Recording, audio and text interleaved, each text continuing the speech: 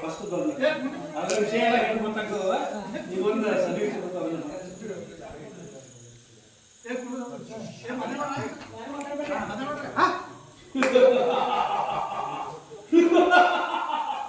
ಅಂತೂ ನನ್ನ ಕಾರ್ಯಸ್ಥಳ ಕೈ ಊರಿ ನಿಂತಾಯಿತು.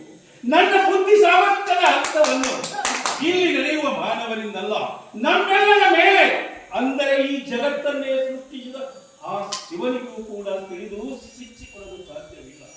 ಅಂದ ಮೇಲೆ ನನ್ನ ಕೈಯಲ್ಲಿ ವಿದ್ಯೆ ಕಲಿತು ಕಳ್ಳತನದಲ್ಲಿ ಪ್ರವೀಣನಾಗಿ ಮುಂದುವರಿಯುತ್ತಿರುವ ಚಂದ್ರವು ಅವನು ನನಗೆ ಕೈ ಕೊಡುವ ಮೊದಲು ಅವನನ್ನು ನನ್ನ ಭೋಜಾಲದ ಬಲೆ ಅಂದರೆ ಬಾಂಬೆಯಲ್ಲಿರುವ ನನ್ನ ಪ್ರೇಯಸಿಯನ್ನು ಕರೆಸಿ ಅನ್ನ ತಂಗಿಯರ ಹಾಗೆ ನಡೆಸಿ ಅವನನ್ನು ನನ್ನ ಮೋಹದ ಜಾಲದಲ್ಲಿ ತಳ್ಳಿ ಅವನನ್ನು ಮುಗಿಸಲು ಪ್ರಯತ್ನ ಮಾಡುತ್ತೇವೆ.